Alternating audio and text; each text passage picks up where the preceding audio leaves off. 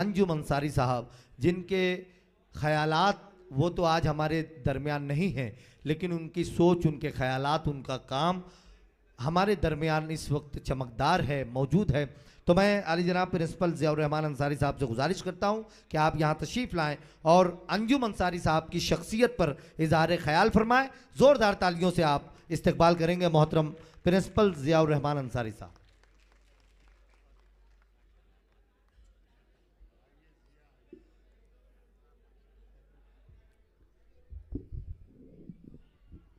بسم اللہ الرحمن الرحیم۔ اللہ کے نام سے شروع جو نہایت مہربان اور بے حد رحم والا ہے، اور تمام تعریف و توصیف جس کے لیے مختص ہے، اور جو ہر شے پر قادر ہے۔ معزز صدر جلسہ، مہمانان جلسہ اور شورائے کرام اور معزز سامعین اور وابستگان انجم انصاری اور محبان انجم انصاری، السلام علیکم۔ بارش کی یہ خوبی ہے کہ وہ خوبصورت منظر کو اور خوبصورت بنا دیتی ہے۔ بارش کی اس خوبصورتی کو، بارش کی اس خوبی کو شجاع الدین بھائی نے آج مشاعرے کے لیے آزمایا کہ بارش مشاعرے کو کیسے مزید خوبصورت بنا سکتی ہے۔ یہ بڑا حوصلہ ہے کہ ہم بارش کے اس موسم میں یہاں ہیں۔ سائنس یہ کہتی ہے کہ بارش جو ہے وہ تقدیر کا عمل ہے۔ آج بہت نکھرے اور ستھرے سامعین نکھر کر اور تقدیر ہو کر یہاں پر آئے ہیں، اس لیے یہ امید کی جا سکتی ہے کہ آج کا مشاعرہ یقینی طور پر محبان انجم اور محبان اردو کا مشاعرہ ہے، اور یہ بہت کامیاب ہوگا انشاءاللہ۔ انجم انصاری کے بارے میں مجھے کہنا ہے، اور یہ تقریر میری، میں خود آج اپنی زبان سے یہ کہنے کی جسارت کر رہا ہوں کہ یہ ایک اہم تقریر ہے۔ یہ اہم تقریر اس لیے نہیں ہے کہ یہ میں کر رہا ہوں، یہ اہم تقریر اس لیے ہے کہ یہ انجم انصاری کے بارے میں ہے۔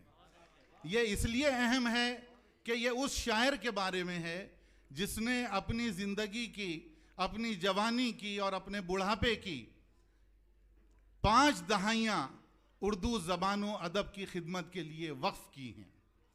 اور ایسے ہی کسی شاعر کے لیے حفیظ جالندھری نے یہ کہا تھا کہ تشکیل و تکمیل فن میں جو بھی انجم کا حصہ ہے، معمولی سی تحریف کے ساتھ، کہ تشکیل و تکمیل فن میں جو بھی انجم کا حصہ ہے، نصف صدی کا قصہ ہے، 2-4 برس کی بات نہیں۔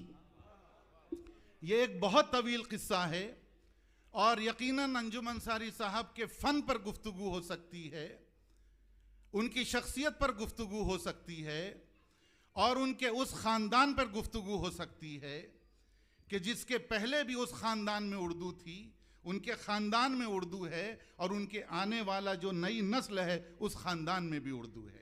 ایسے خاندان بہت کم نظر آتے ہیں۔ اردو کی بقا کی ضمانت کے لیے اگر کچھ کیا جا سکتا ہے تو وہ یہ ایک چھوٹا سا کام کیا جا سکتا ہے کہ ہر اردو گھر اس بات کی ضمانت لے کہ اس کے گھر میں اردو کی روایت باقی رہے گی۔ انجم انصاری صاحب کا کمال یہ ہے کہ انہوں نے اپنے خاندان میں اردو کی جڑوں کو اتنا پختہ کر دیا ہے کہ وہ خانوادہ اردو کی اس روایت کو لے کر آگے بڑھ رہا ہے۔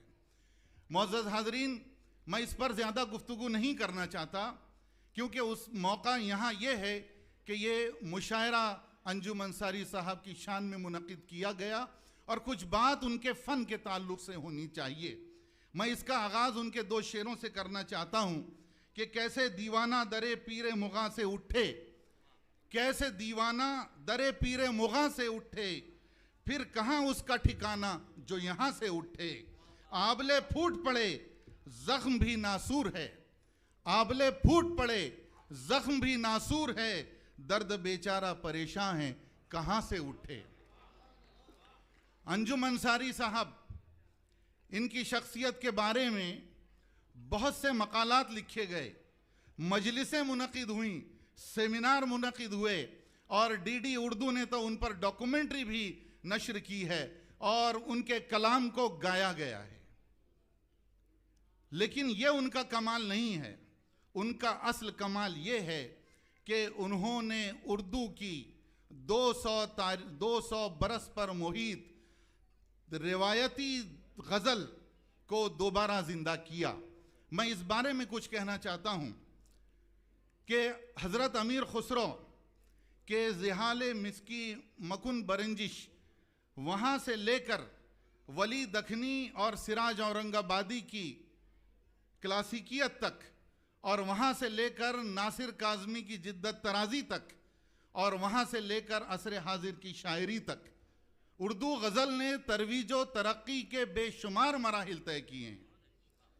اور ان مراحل میں سے جو سب سے اہم مرحلہ ہے وہ 18ویں اور 19ویں صدی کی وہ شاعری ہے جس نے شاعری کا ایک ایسا شہر برپا کر دیا کہ جسے ہم روایتی شاعری کہتے ہیں.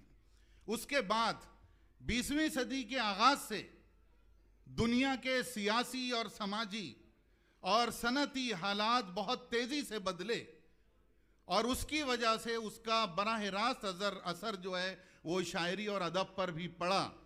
اور پھر بہت ساری ادبی دوسری تحریکیں، مثلاً ترقی انجمن ترقی پسند تحریک اور جدت ترازی، اور اس کے بعد میں مابعد جدیدیت، ایسی بہت سارے دور شاعری کے گزرے ہیں، لیکن کسی کی بھی عمر 20، 25 یا 50 سال سے زیادہ نہیں رہی، کیونکہ یہ تمام شاعریاں ہنگامی شاعری تھی. اپنے وقت کے حالات سے متاثر ہو کر ان کی زندگی ان کے اس دور کی حد تک محدود رہی.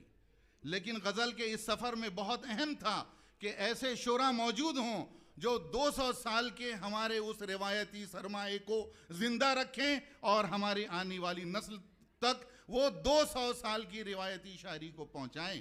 جن بڑے شاعروں نے کام کیا ہے ان میں ایک بہت نمایاں نام انجم انصاری کا ہے. میں نے اتنی طویل تحریر جو تمہید باندھی ہے اس کا مقصد یہی ہے کہ میں تمام حاضرین کی توجہ اس بات کی طرف دلوانا چاہتا ہوں کہ انجم انصاری صاحب کی اصل خدمت یہ نہیں ہے کہ انہوں نے شاعری کی. ان کی اصل خدمت یہ ہے کہ جس وقت شاعری کی عجیب عجیب تحریکیں جنم لے رہی تھیں اس وقت انہوں نے روایتی شاعری کے علم کو بلند رکھا.